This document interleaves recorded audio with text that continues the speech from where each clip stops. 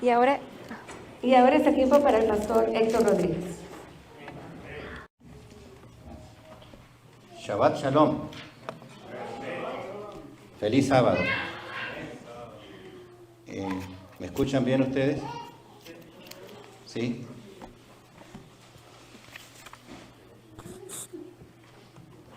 El tema de esta mañana,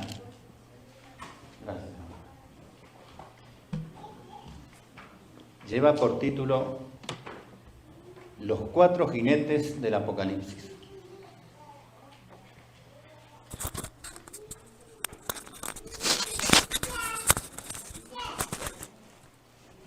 Los 4 jinetes del Apocalipsis, que se encuentra en el capítulo 4 hablando de los 7 sellos. Pero quiero aclarar un par de detalles que se estudiaron en la última semana del mes anterior, de abril, en la escuela sabática. Allí, por el día miércoles, preguntaban que se hiciera una comparación entre Daniel 7, donde está el anciano de días, 7, versículos 9 y 10, donde está el anciano de días, donde hay un trono y que dice, el juez se sentó y los libros fueron abiertos. En el capítulo 4 de Apocalipsis está la adoración celestial al Padre, pero ese trono no está en el lugar santísimo, por lo tanto no se puede hacer comparación con el trono de Daniel 7, porque el trono de Daniel 7 sí está en el lugar santísimo. Este trono del capítulo 4 de Apocalipsis se encuentra en el lugar santo del santuario celestial. Y la prueba está que allí nosotros tenemos un versículo en el capítulo 4 de Apocalipsis, versículo 5, donde dice, y delante del trono ardían 7 lámparas de fuego. Y las lámparas estaban en el lugar santo. La mesa de los panes estaba delante de las lámparas. Y la mesa de los panes aquí en la tierra es una representación del trono de Dios en el lugar santo en el cielo. Por lo tanto, no hay comparación. Ese es un detalle que había que ajustarlo. El otro detalle que quiero ajustar con ustedes está en el capítulo 5, debido a una mal traducción del griego al español. En el versículo 9 de Apocalipsis, capítulo 5, dice, y cantaban un cántico nuevo diciendo, digno eres de tomar el libro y de abrir sus sellos, porque tú fuiste inmolado y con tu sangre nos has redimido para Dios de todo linaje, lengua, pueblo y nación. Los que están cantando aquí son los 24 ancianos. Entonces, muchos piensan, muchos teólogos, muchos estudiosos de la Biblia dicen, bueno, los que tenemos que ser redimidos somos los humanos. Por lo tanto, si los 24 ancianos están cantando, nos has redimido, tienen que ser humanos en el santuario celestial. Pues eso es un grave error. Y ellos dicen incluso, agregan, no, es que cuando Cristo resucitó, resucitaron muchos santos con él. Sí, eso es verdad. Cuando Cristo resucitó, después que Cristo resucitó, resucitaron algunos santos con él. Y él se llevó esos santos con él al cielo como las primicias de la resurrección, de la gran cosecha que va a haber de la resurrección cuando él venga en majestad y gloria. Eso es correcto. Pero lo que no es correcto es que de esa gente que resucitó con Cristo, vaya delante de Cristo, sean puestos como los 24 ancianos y le den ahora el recibimiento a Cristo. No tiene lógica. Porque mire, Dios es un Dios de orden. Y Dios, ¿cómo va a poner a una persona humana en un cargo tan alto en el cielo sin tener ninguna preparación? Resucitó y de una vez como anciano, no. Así no actúa Dios. Además, Cristo es el que entró primero y los ángeles que querían rendirle homenaje por su sacrificio en la cruz, en la tierra, él les hizo un ademán y le dijo: todavía no.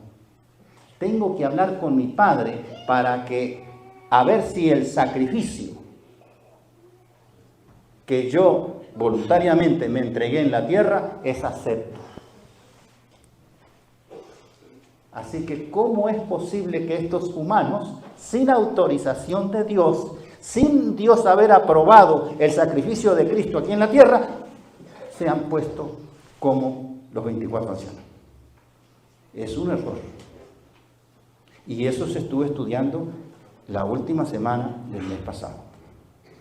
Esos 24 ancianos son ángeles fuertes. Escuchen la cita de Manuscrito Release. Gracias. Dice lo siguiente. Porque estamos hablando de un rollo. Acuérdese que estamos hablando de la lectura que se leyó recién. Si quiere, la vamos a empezar a leer desde el versículo 1, capítulo 5, del 1 en adelante, porque la lectura era del 3 al 5, pero vamos a leer del 1. Y dice así: y vi en la mano derecha de aquel que estaba sentado, es decir, del Padre, en el trono, un libro escrito por dentro y por fuera, sellado con 7 sellos. Y vi un ángel fuerte que pregonaba a gran voz: ¿quién es digno de abrir el libro y desatar sus sellos? Y ninguno, ni en el cielo, ni en la tierra, ni debajo de la tierra, podía abrir el libro, ni aún mirarlo. Y yo lloraba mucho, dice el profeta, porque no se había hallado a ninguno digno de abrir el libro, ni de leerlo, ni de mirarlo. Tremendo, ni siquiera mirar el libro. No había nadie digno. Y uno de los ancianos me dijo, fíjese que uno de los ancianos, de los 24 ancianos, uno de los ancianos me dijo: no llores. He aquí que el león de la tribu de Judá, la raíz de David, ha vencido para abrir el libro y desatar sus 7 sellos. Así que uno de los ancianos le dijo al profeta: no llores. Ahora escuchen esta cita en Manuscrito Release, página 296 y 297. ¿Qué dice lo siguiente? Este rollo fue escrito por dentro y por fuera. Juan dice: lloré mucho porque no se halló a nadie digno de abrir y leer el libro, ni de mirarlo. Está citando Apocalipsis 5, versículo 4. La visión, como se le presentó a Juan, impresionó su mente. El destino de cada nación estaba contenido en ese libro. Juan estaba angustiado por la total incapacidad de cualquier ser humano o inteligencia angelical para leer las palabras o incluso para mirarlas. Su alma fue forjada hasta el punto de agonía y suspenso y escuche bien ahora esta parte, que uno de los ángeles fuertes tuvo compasión de él y poniendo su mano sobre él con seguridad dijo: no llores. He aquí el león de la tribu de Judá, la raíz de David, ha vencido para abrir el libro y desatar sus 7 sellos. ¿Quién es entonces un anciano de los 24 ancianos? Un ángel fuerte. Y cuando dice ángel fuerte no significa que tenga fuerza, que sea un atleta. Está diciendo que es de alto rango. Imagínese usted un ejército. No estamos hablando de un soldado, estamos hablando de un general. Eso es un ángel fuerte. El otro detalle que también mencionaba los estudios de la última semana del mes anterior, de abril, hablaba de que no mencionaba bien el contenido del libro. Este libro con 7 sellos. Ustedes saben que los documentos sumamente importantes en la época se ponían 7 sellos. Y sobre todo, por ejemplo, cuando se trataba de una herencia. Una herencia era sellada con 7 sellos. y solamente la persona autorizada podía abrir ese documento. Si esa persona autorizada para abrir ese documento con 7 sellos no estaba, los herederos no iban a recibir su herencia. Y por eso aquí Juan, el profeta, está llorando, porque no hay nadie digno. Y si nadie puede abrir ese libro con los 7 sellos, toda la humanidad estaría perdida porque no habrían podido recibir la herencia de la vida eterna en Cristo Jesús. ¿Se da cuenta? Entonces, aquí el ángel le dice, no llores, porque sí, hay uno, y ese es Cristo Jesús, el Cordero de Dios que quita el pecado del mundo, el león de la tribu de Judá. Este puede abrir los 7 sellos. ¿Qué contenía ese libro? El libro contiene lo siguiente, y esto es en manuscrito release, tomo 9, página 7. En la cita anterior estaba en el tomo 12, que le dije la página, pero no dije el tomo. En la cita anterior estaba en el tomo 12, página 296, 297, y esta que le voy a leer ahora está en el tomo 9, página 7, que dice lo siguiente. La historia de las providencias de Dios está escrita en ese libro. La historia profética de las naciones y de la iglesia. Este contenía las declaraciones divinas, su autoridad, sus mandamientos, sus leyes, todas las amonestaciones simbólicas del Eterno y la historia de todos los poderes gobernantes de las naciones. En lenguaje simbólico, el rollo contenía la influencia de cada nación, lengua y pueblo desde el comienzo de la historia de la tierra hasta el fin. Ese es el contenido de este libro, sumamente importante. Dios tiene total y completo control del mundo, desde que lo creó hasta el fin, que todavía no lo está por delante de nosotros, está en el futuro. Dios tiene total y absoluto control del mundo, de las naciones, de los políticos y de nuestras vidas, de cada uno de nosotros. Tiene total control. Y todo eso está registrado en este libro.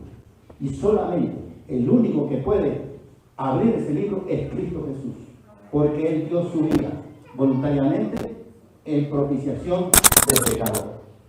Y todo aquel que acepte a Cristo, acepte su sacrificio, obedezca y permanezca en Cristo Jesús, va a tener la vida eterna en Cristo Jesús.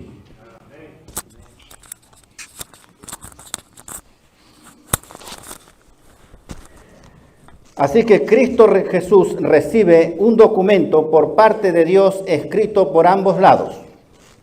El acontecimiento es acompañado, como dice allí en Apocalipsis, por relámpagos, truenos, voces, y se establece quién oficiará en el santuario celestial como sumo sacerdote. Hebreos 4:14 nos dice, por tanto, teniendo un gran sumo sacerdote que traspasó los cielos, a Jesús, el Hijo de Dios. Así que Cristo Jesús es nuestro sumo sacerdote en los cielos. Él está oficiando en los cielos en estos momentos como nuestro intercesor, como nuestro mediador. Y mientras Él esté presente allí, todos podemos acudir a Él para ser limpio de todo pecado. Y es una oportunidad que se abre para todo el mundo, toda nación, tribu, lengua y pueblo. Aquí no hay acepción de personas, porque de tal manera amó Dios al mundo que ha dado a su Hijo unigénito, para que todo aquel que crea en Él no se pierda, mas tenga vida eterna. Dios amó al mundo. Cuando dice que amó al mundo, amó a todos los seres humanos en este mundo. Pero luego pone la condición para todos aquellos que crean en Cristo Jesús. Y creer en Cristo Jesús no es solamente creer, es obedecer a lo que dice Cristo Jesús en su palabra y permanecer. Porque muchas personas creen, obedecen, pero por un rato, y después se van y dejan de permanecer. Y entonces igual están perdidos así. Así que bueno, Cristo se dispone a abrir los sellos en forma progresiva y los sellos cumplían un propósito. Los sellos indicaban de quién provenía el documento. Y este documento proviene de Dios, como lo dice el versículo 1 del capítulo 5 de Apocalipsis. Que el que estaba sentado, refiriéndose uno sentado que habla el capítulo 4, que es el Padre, tenía ese libro y se lo entrega al Hijo. Y 2,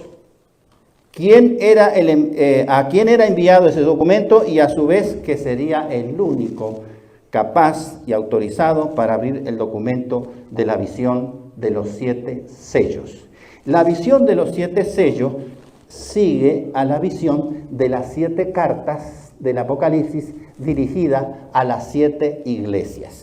Y la diferencia que hay entre los 7 sellos y las 7 cartas de Apocalipsis es que las cartas está hablando de la condición interna de la iglesia en las 7 épocas de la historia de la iglesia. Nosotros estamos en la última época, en la iglesia de la Odisea. Entonces, ¿qué pasaba en las distintas épocas de la iglesia? Bueno, había crisis de fe, había deterioro de la fe, había infidelidad, había apostasía, había tolerancia a falsas doctrinas. Pero también Cristo reconoce en las cartas para las iglesias el esfuerzo de cada iglesia para sostener la verdad, para permanecer en la fe. Y Cristo en las cartas a las iglesias les da sugerencia de lo que tienen que hacer, les da promesa y les da advertencias, que si tú no haces esto, voy a borrar tu nombre del libro de la vida, por ejemplo. Entonces, los sellos, lo que están denunciando los sellos, y aquí tenemos que aclarar otro punto, porque Hollywood y todas las industrias de entretenimiento hacen películas de los 4 jinetes del Apocalipsis, los 4 caballos del Apocalipsis, y dan información falsa. Ponen unas historias ahí que no tienen nada que ver con lo que dice el libro de Apocalipsis. Así que hay que tener cuidado. Entonces, ¿qué denuncian los sellos? Los sellos lo que están denunciando es las agresiones contra la iglesia desde afuera, desde el exterior, la opresión, la violencia, la persecución a la iglesia de Dios desde afuera. Las cartas es lo que pasa internamente en la iglesia, la falta de fe, la apostasía, en fin. Pero la sello es lo que pasa de afuera en contra de la iglesia, las persecuciones, las críticas, los señalamientos, todo eso indican los sellos. Ahora, los primeros 4 sellos del Apocalipsis se representan por 4 caballos y sus respectivos jinetes, y cada uno tiene su mensaje que vamos a ir analizando. Históricamente, los periodos de tiempo de los sellos corresponden a los periodos históricos de las cartas. Por ejemplo, la primera carta en Apocalipsis, nosotros la encontramos entre la que es la iglesia de Éfeso, desde el 31, desde la muerte de Cristo, en el año 31 después de Cristo, hasta el año 100. Esa es la iglesia de Éfeso. Y aquí vamos a leer los sellos, capítulo 6 de Apocalipsis, versículo 1 y 2, vamos a leer el primer sello. Vi cuando el Cordero abrió uno de los sellos y oí a uno de los 4 seres vivientes decir como con voz de trueno, ven y mira. Y miré, y he aquí un caballo blanco, y el que lo montaba tenía un arco, y le fue dada una corona, y salió venciendo para vencer. Pero escuche una cosa, acá dice que el Cordero abrió el primer sello. ¿Y cómo es que el ángel le dice a Juan, el león de la tribu de Judá ha vencido y puede abrir los sellos? ¿En qué quedamos? ¿Es un león o es un cordero? Lo que pasa es que son dos símbolos distintos aplicados a Cristo Jesús. Cristo es el Cordero de Dios que quita el pecado del mundo y Cristo es el león de la tribu de Judá. Y eso se interpreta de la siguiente manera, que para su pueblo, para cada uno de nosotros, Cristo es el Cordero de Dios que quita el pecado del mundo. Pero para defender a su pueblo es el león de la tribu de Judá. ¿Se da cuenta la aplicación que cambia? Muy bien, entonces, ¿qué significa este primer sello? Que sale un caballo blanco. ¿Por qué un caballo? Porque el caballo era lo más rápido que había en aquel entonces. Y entonces el evangelio, la verdad de aquel momento, la verdad de Cristo Jesús, que Cristo murió y resucitó y ascendió a los cielos, salió como un caballo corriendo, proclamando la verdad sobre la mentira. Y es un caballo blanco porque el blanco implica pureza de fe. La verdad total y completa, pura. Ahí se está refiriendo a la iglesia primitiva. La iglesia primitiva es la que comenzó el movimiento cristiano, que se dividió. La primera era la iglesia judía, pero los judíos se dividieron en dos. Los judíos que siguieron siendo judíos con su religión hasta el Antiguo Testamento, y los judíos que se transformaron en cristianos por ser seguidores de Cristo. Pero como en el año 34 después de Cristo, los judíos apedrearon a Esteban, dieron muestra de que ellos no querían ser más pueblo de Dios. Y pueblo de Dios, entonces, el mensaje de salvación pasó de los judíos a los gentiles. Y ahí se mezclaron judíos y gentiles, todos juntos. Así que todo el que acepta a Cristo Jesús se transforma en un israelita, pero espiritual, no con sangre de Abraham en sus venas, sino israelita espiritual. Así que el arco que lleva este jinete del caballo blanco implica que hay una batalla. Y la batalla es entre la verdad y el error. Y sale venciendo para vencer, por eso se le da una corona de victoria. Así que el evangelio se expande rápidamente, por eso se pone el símbolo con un caballo y se le da una corona de victoria. Así que en este sello no se trata de que sea la segunda venida de Cristo en majestad y gloria, no. El sello se está refiriendo al mensaje del evangelio de Cristo que comienza a ser proclamado en el tiempo de los apóstoles, inmediatamente que Cristo fue crucificado y ascendió a los cielos. Y se ganó una batalla, sí, cómo no, en aquel tiempo. Pero la guerra con las tinieblas continúa y sigue continuando hasta el día de hoy. Por eso entonces después se abre el segundo sello, y en el segundo sello encontramos un caballo bermejo, un caballo rojo. Bermejo es rojo. Y corresponde al periodo de la iglesia Esmirna entre el año 100 y 313. Vamos a leer los versículos, Apocalipsis 6, versículos 3 y 4. Cuando abrió el segundo sello, oí el segundo ser viviente que decía: ven y mira. Y salió otro caballo bermejo, o sea, rojo sangre. Y el que lo montaba le fue dado poder de quitar de la tierra la paz, y que se matasen unos a otros, y se le dio una gran espada. ¿Qué representa una espada de doble filo en la palabra de Dios? Una espada de doble filo. ¿Qué representa en la palabra de Dios? ¿Qué símbolo es eso? La Biblia. Doble filo porque es Antiguo y Nuevo Testamento. Corta hacia abajo y corta hacia arriba. Pero esta espada que se le está dando a este jinete no es de doble filo. Por lo tanto, esta espada no simboliza la palabra de Dios, sino que simboliza el poder opresor del imperio romano que imperaba en ese tiempo. ¿Ve? Y entonces al imperio romano se le dio la libertad de quitar la paz de la tierra, dice aquí, y de matar.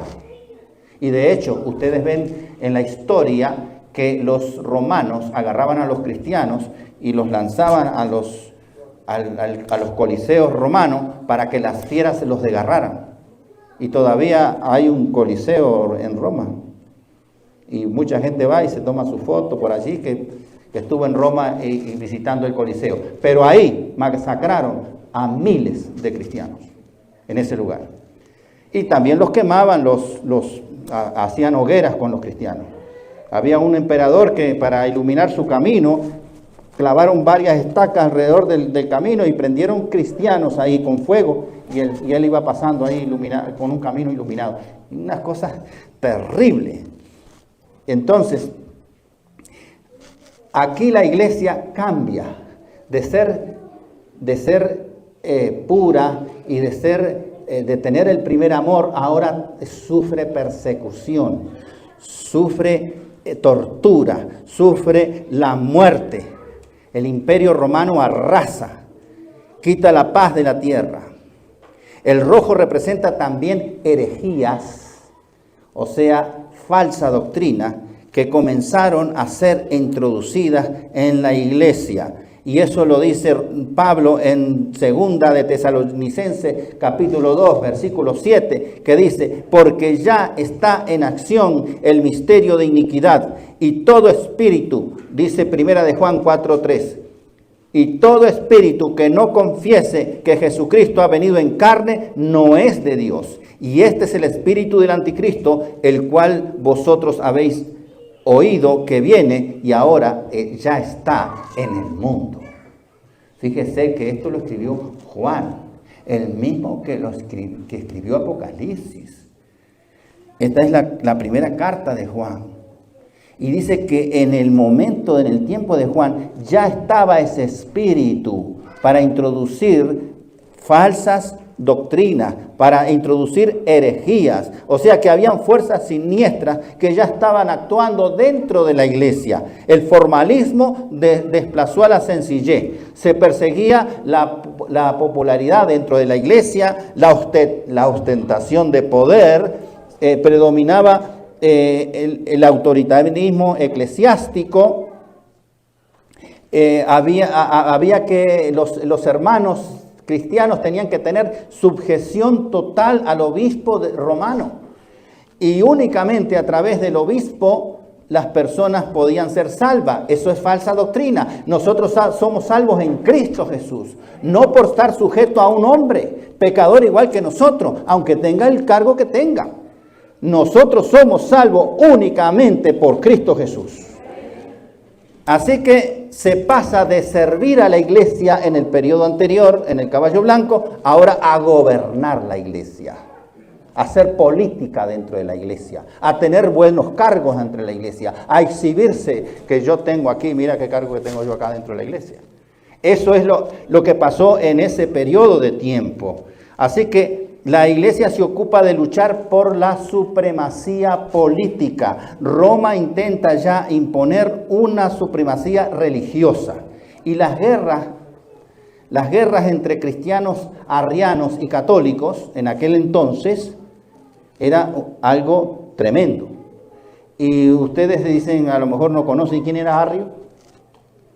Arrio era un monje que sacó una teoría falsa, obviamente, donde dice que Cristo no es divino.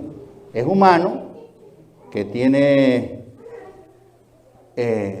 tenía un buen conocimiento de las Escrituras, un maestro, pero que no era Dios, que no era divino. ¿Conocen ustedes hoy en día un movimiento que asevera lo mismo? Y son seguidores de Arrio. Así que este Arrio todavía no está muerto, porque hay seguidores al día de hoy. Vamos a leer ahora el siguiente sello, el tercer sello, el caballo negro, iglesia de Pérgamo, 313 al 538. Así que el tercer caballo o el tercer sello corresponde a la iglesia de Pérgamo, 313 al 538 después de Cristo. Y dice lo siguiente, Apocalipsis 6, versículos 5 y 6. Cuando abrió el tercer sello, oí al tercer ser viviente que decía, ven y mira, y miré. Y he aquí un caballo negro, el que lo montaba tenía una balanza en la mano, y oí una voz de en medio de los 4 seres vivientes que decía, 2 libras de trigo por 1 denario y 6 libras de cebada por 1 denario, pero no dañes el aceite ni el vino. Son símbolos. ¿Qué significa esto? ¿Qué significa todos esos símbolos? Los vamos a detallar. No se preocupe. Mire, el negro acá viene a ser la antítesis. Cuando digo antítesis, es decir, lo opuesto al blanco. Entonces, si el caballo blanco era la iglesia primitiva, la iglesia pura, una fe pura, de la verdad completa, sin mezcla de falsa doctrina. Si había victoria en la fe, el negro representa entonces corrupción de la verdad y derrota de la fe. Porque el caballo blanco representa victoria de la fe, la pureza de la fe. Pero el negro como antítesis, el caballo negro representa entonces corrupción de la palabra de Dios, de la verdad de Dios y derrota de la fe. La iglesia se une con el Estado en este momento.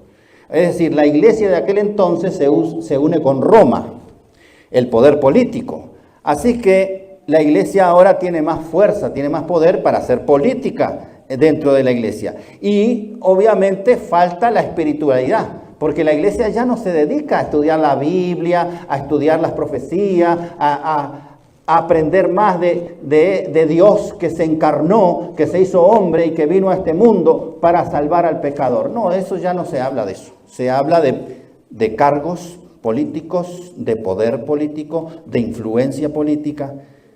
¿Ve? Y entonces ya no hay espiritualidad en la iglesia. Ya se va a buscar, hay otros intereses. Ahora, ¿qué es esto de la balanza? Porque el jinete dice que tiene una balanza en su mano y está diciendo a alta voz, 2 libras de trigo por 1 denario y 6 libras de cebada por 1 denario. ¿Qué es un denario? El denario es el salario de un obrero en aquel entonces. ¿Cuánto es el salario de un obrero hoy? $200, $300, yo no sé, pero más o menos por ahí. Bueno, eso es un denario hoy, digamos, el salario de un obrero. Y eso era lo que costaba comprar 2 libras de harina, de trigo. Imagínese trabajar todo un día, ganar $200 o $300 y solamente usted puede comprar 2 libras de trigo, nada más. No puede comprar ninguna otra cosa. ¿Es caro eso o es barato? Sumamente caro. ¿Y por qué habla del trigo y la cebada? Porque del trigo y la cebada se hacía la harina con la cual se horneaba pan. ¿Y qué dijo Cristo de sí mismo? Yo soy ¿qué? Yo soy el pan de vida. Si nosotros vamos ahí a Juan, capítulo 6 de Juan, del Evangelio de Juan, versículo 35, versículo 41 y versículo 51, Cristo dice de sí mismo, yo soy el pan de vida. Pero si vamos a Mateo 4:4, dice otra frase, no solo de pan vivirá el hombre, sino de toda palabra que sale de la boca del Señor. Así que el pan representa también, ¿qué cosa? La palabra. Y Cristo está en la palabra de Dios. Así que cuando está el jinete, tiene esa balanza y tiene tan caro el precio del trigo y de la cebada, significa que conseguir palabra de Dios en aquella época era muy difícil, muy cara. No había una escasez total. No se podía conseguir palabra de Dios en ese tiempo. Es lo que está diciendo los símbolos. Pero después dice, no dañas el aceite y el vino. ¿Qué simboliza el aceite en la Biblia? El Espíritu Santo. Quiere decir que la función del Espíritu Santo seguía en pleno desarrollo, a pesar de que no había escasez de escuchar palabra de Dios. ¿Y el vino qué representa? ¿Qué representa el vino? Representa la sangre preciosa de Cristo Jesús. Quiere decir que Cristo como intercesor, como mediador, seguía en plena función. Eso no había sido tocado, no había sido dañado. No dañes el trigo, no dañes el aceite, no dañes el vino. Eso es lo que significa ese símbolo. Que la intercesión de Cristo Jesús seguía en pleno desarrollo. Así que la iglesia estaba por otra cosa. Estaba buscando política, estaba buscando éxito temporal, estaba buscando cargos, pero nada de enseñar la palabra de Dios a su pueblo, nada. Y se introdujeron cambios también en esa época. Por ejemplo, se cambió la observancia del Shabbat, el séptimo día de la semana, que nosotros conocemos como el sábado. Se cambió. ¿Por qué se cambió?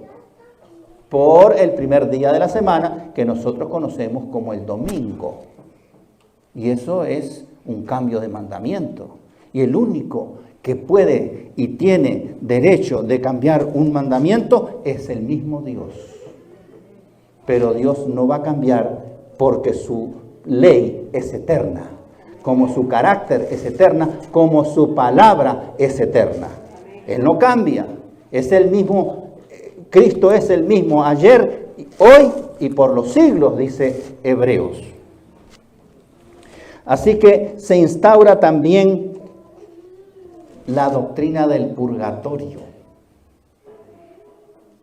Y la doctrina del purgatorio fue introducida por sus autores, San Agustín en el siglo V y Gregorio el Grande en el siglo VI. ¿Y qué es la doctrina del purgatorio? ¿Ustedes saben lo que es la doctrina del purgatorio? Es algo muy sutil, tremendamente de las tinieblas. ¿Por qué digo esto yo? Porque el purgatorio es el lugar donde van las personas cuando mueren. Y supuestamente las misas que se celebran a favor de esa persona que falleció, se saca del purgatorio al cielo o del purgatorio al infierno. Así que el purgatorio es un lugar intermedio. Tremenda mentira. Pero fíjese la estrategia de Satanás. ¿Qué está diciendo eso? Está diciendo que Cristo murió, sí, pero no murió por ti.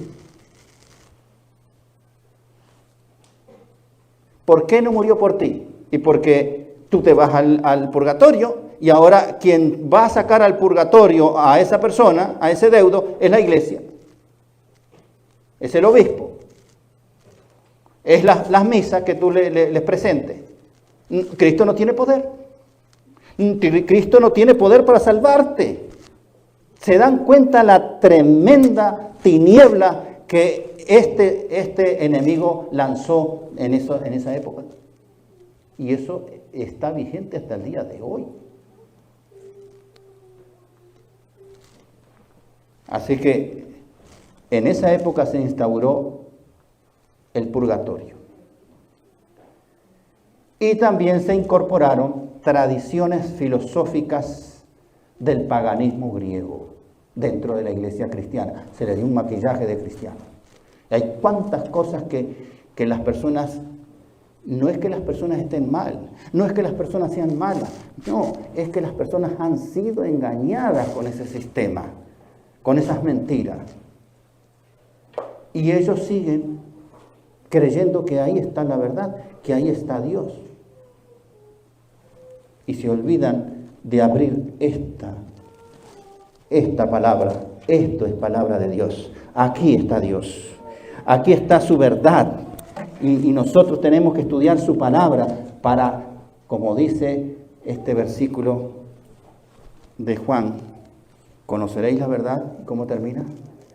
Y la verdad os hará libres. Y vas a ser libres de supersticiones, libres de falsa doctrina, libres de engaños del enemigo. Pero tú tienes que estar agarrado y cimentado en la palabra de Dios. Vamos a seguir adelante con el cuarto sello, que este es el último sello. El caballo amarillo. Corresponde al periodo más largo. Fíjese que este periodo es más de 1000 años, porque comienza en el 538 y termina en el 1563. Los versículos para el caballo amarillo están en Apocalipsis 6, versículos 7 y 8, que dice lo siguiente. Cuando abrió el cuarto sello, oí la voz del cuarto ser viviente que decía, ven y mira. Y miré. Y he aquí un caballo amarillo, y el que lo montaba tenía por nombre Muerte. Y el Hades le seguía, y le fue dada potestad sobre la cuarta parte de la tierra para matar con espada, con hambre, con mortandad y con las fieras de la tierra. Tremendo este sello. Así que acá se libera un caballo de apariencia pálida, amarillo pestilente, que sugiere la muerte y el terror. En ese momento, en esa época, que son más de 1000 años, la iglesia representa la muerte en su estado más amplio. Muerte física y muerte espiritual. Porque aquí lo dice claramente el pasaje, que se le dio poder para matar con espada, con hambre, con mortandad y con las fieras de la tierra. Así que es la muerte total de la iglesia, de la fe. En este momento la iglesia representa la muerte, como dije, física y espiritual. El jinete no aparece solo acá. Dice que hay alguien que le acompaña, que es el Hades. El Hades es una palabra en hebreo y el Sheol es una palabra el Hades es una palabra en griego y Sheol es una palabra en hebreo. Pero ambas significan lo mismo, significan el lugar o el estado de los muertos, es el sepulcro, se está refiriendo al sepulcro. Quiere decir que el jinete del caballo amarillo le sigue la muerte, el sepulcro detrás. ¿Ve? Así que tras la espada de la persecución del caballo rojo que vimos recién y el hambre de la palabra de Dios del caballo negro, entonces se llega a la muerte espiritual total representada por el caballo amarillo. Así que es la época donde la iglesia estatal es portadora de muerte y de terrible opresión. Persigue y mata a todos lo que la iglesia considera sospechosos de ser contrarios a los ideales y a los propósitos de la iglesia. Todos aquellos que son llevados a juicio y determinados como herejes son muertos, son torturados y matados.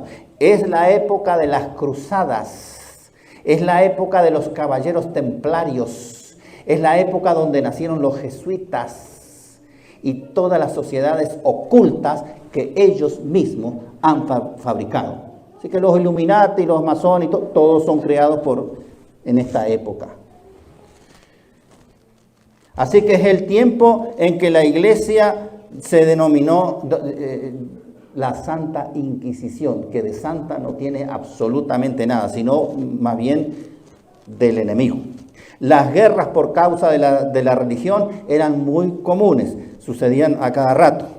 Es la época que nosotros conocemos como el oscurantismo de la Edad Media. Así que la verdad de la santa palabra de Dios acerca de que Dios descendió del cielo y se encarnó y trabajó en favor del hombre, muriendo en propiciación por el pecador, ya no se habla absolutamente nada de eso. Las obras, la tradición, la búsqueda de poder reemplazaron la salvación que solamente viene por Cristo Jesús. La violencia, la opresión, persecución y la muerte son los productos naturales de la usurpación del trono de Dios. Así que desde las cruzadas, siguiendo por la Inquisición, pasando por el presente nuestro hasta el futuro, el hombre se ha puesto y quiere ponerse a la altura de Dios, haciéndose pasar por Dios, con el fin de luchar en el nombre de la cruz, como si fueran Dios. Y hay un versículo bíblico que te lo garantiza, que te lo confirma. Es un pasaje, voy a leer 3, son 4 versículos. Segunda de Tesalonicenses, capítulo 2, del versículo 1 al 4. Pero voy a leer el 1, el 3 y el 4 para cortar el tiempo, que dice así. Pero con respecto a la venida de nuestro Señor Jesucristo, os rogamos, hermanos,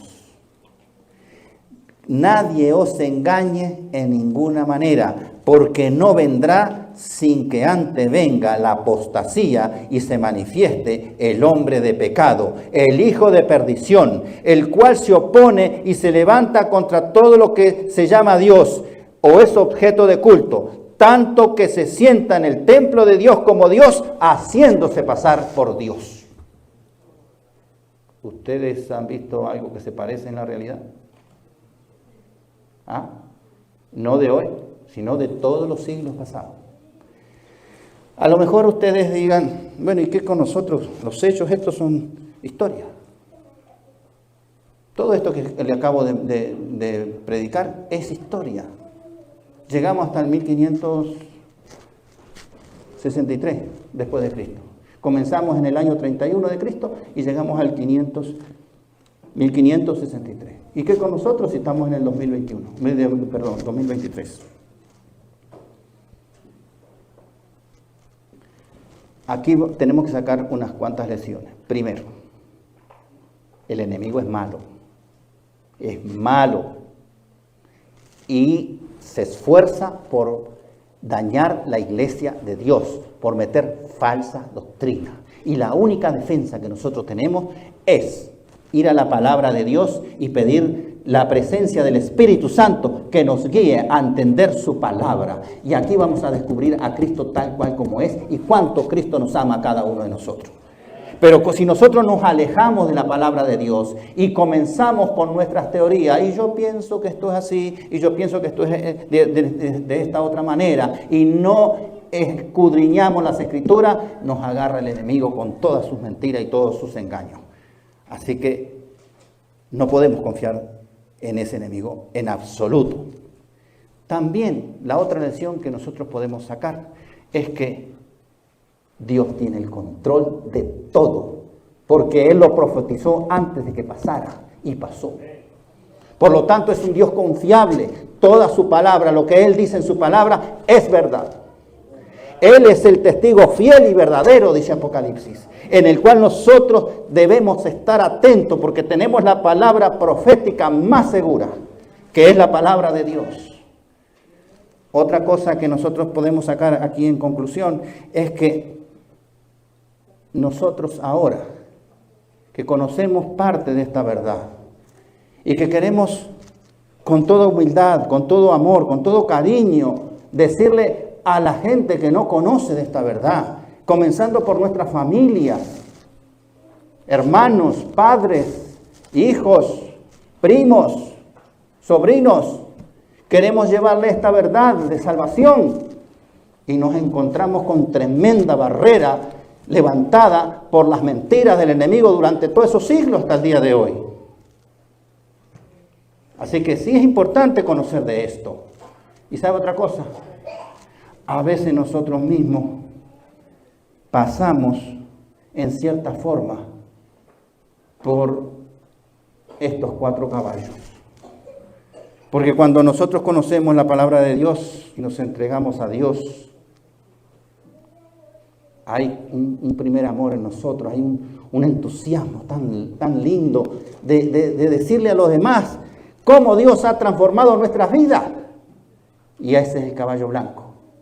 Pero después viene el caballo rojo, donde comienzan las pruebas, donde te rechazan en tu hogar, donde el matrimonio tuyo se rompe porque tú quieres seguir a Dios y la otra persona no quiere seguir a Dios. Donde te botan del trabajo porque tú quieres guardar el día del Señor, que es el Shabbat, que es el sábado, y en el trabajo no te lo permiten. Viene el caballo rojo, la persecución. Y a veces algunos van por el caballo negro, empiezan a escuchar doctrinas de demonios que los sacan de la verdad de la palabra. Y ven un mensaje qué mensaje nuevo, qué mensaje tan atractivo, y entonces mezclan lo que han conocido en la pureza del Evangelio, lo mezclan con esa tiniebla. Y entonces están el caballo negro. Y finalmente, el caballo amarillo. La muerte total espiritual. Se van de la iglesia, no regresan nunca más. Así que nosotros tenemos que tener cuidado en qué caballo nos vamos a montar, en qué caballo estamos montando y en qué caballo vamos a seguir montados hasta que Cristo venga en majestad y gloria. Quiera Dios que el caballo que nosotros escojamos hoy sea el caballo blanco y que estemos listos y preparados para luego venir a Cristo en majestad y gloria y ser trasladados con Él a las mansiones celestiales y vivir con Cristo y con su Padre por toda la eternidad. Que la bendición del Padre, del Hijo y del Espíritu Santo permanezca siempre en cada uno de nosotros. Vamos a ponernos en pie.